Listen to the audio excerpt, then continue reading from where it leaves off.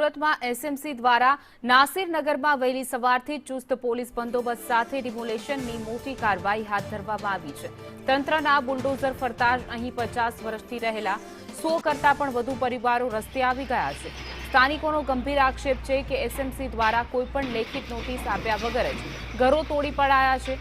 વર્ષોથી નિયમિત વેરાબી ભરતા હોવા છતાં આ વસાહત અચાનક ગેરકાયદેસર કેવી રીતે બની ગઈ તેવા સવાલો સાથે પીડિતોમાં ભારે રોષ જોવા મળી રહ્યો છે।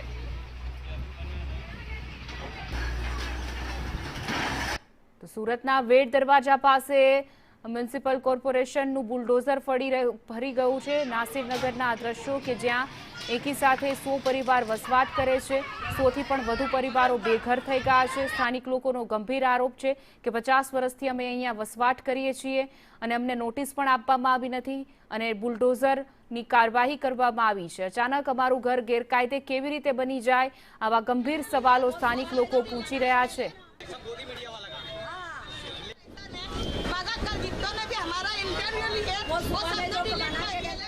मोदी मीडिया वाला का लेके जाते हैं बिना नोटिस के आया किधर और आया भी नोटिस तो फिर हमको मिला क्यों नहीं?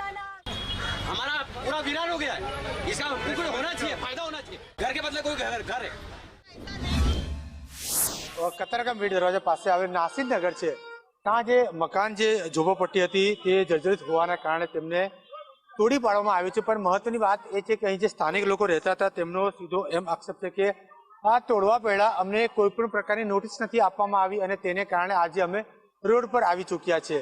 આપણે સીધા નાસિરનગરના રહેતા લોકો પાસે જ જઈશું, તેઓ શું કહી રહ્યા છે। कल के दिन 30 मई 2026 को डिमोलिशन के लिए सब एसएमसी म्यूनसिपालिटी कॉरपोरेशन और सूरत पुलिस सब आ गए एसओजी और किया कि घर खाली करो। हमने बोला कि हमने इससे पहले नोटिस दिया था म्यूनसिपालिटी के अंदर, कतारगाम के अंदर, पुलिस चौकी के अंदर से, कमिश्नर से। नोटिस आपने देखा, उन्होंने दिया? हमने उनको सब जो हमारे जो अर्जी दिए थे कि भाई किस तरह से हमारे को दबान दे रहे हैं, जब भी आपको तोड़ना था हमारे को नोटिस देना। उन्होंने ऐसा कोई नोटिस वगैरह नहीं दिया और सीधा आके कहते गए कि भाई आप तोड़ डालो, चलो निकलो, ये तुम्हारा घर नहीं है, ये नहीं है, ऐसा सब बोलकर डरा धमका के औरतों को सब खींच कर आदमियों को बैठाने की कोशिश करी डब्बों में और तुरंत खाली करने का बोला। नोटिस हमको यूँ बोले थे कि हमका घर तोड़ेंगे, एक साल पहले यूँ बोले थे और 3 महीने जो पहले इन लोग ने बोले कि नोटिस हम दे चुके ले, वो नोटिस हमारे हाथ नहीं लगी। वो नोटिस वो हम बोल रहे तुम्हारे पास सबूत है तो हमको बताओ, नोटिस जो तुमने हमको दिए 3 महीने पहले वो नोटिस हमको बताओ। कि ये जब गरीब बस्तियों में तुम इलेक्शन के टाइम पे आते हाथ बढ़ाते, अभी कोई हाथ बढ़ाने नहीं आएगा। जब इनके घर टूट गई, जब कोई दिखेगा नहीं, जो कार्यक्रम वाले जितने भी है वो कोई दिखेगा नहीं, इनके खाने का पानी का कोई भाव पूछेगा नहीं। आज मैं आया हूँ ये गरीब बस्ती में, मैं आलू पूरी नाश्ता बेचता हूँ और यहाँ पे मैं कमा के भी जाता हूँ। आज इनके लिए कोई खड़ा नहीं है। मैं आया हूँ, मैंने कल देखा न्यूज में तो मेरे बाहर गाँव था, उसके लिए मैं आज आया हूँ और आलू पूरी नाश्ता जो मेरे से बना वो मैं ला के दिया हूँ।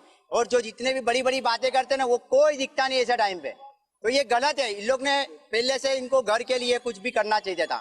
આખું નાસિરનગર તોડવાની સાથે 100 જેટલા પરિવારો જે છે, 100થી વધુ તે બેઘર થઈ ચૂક્યા છે અને તેમને કોઈ પણ પ્રકારની નોટિસ આપ્યા વગર તોડવામાં આવ્યું છે તેવો આક્ષેપ આ નાસિરનગર લોકો દ્વારા કરવામાં આવ્યો છે।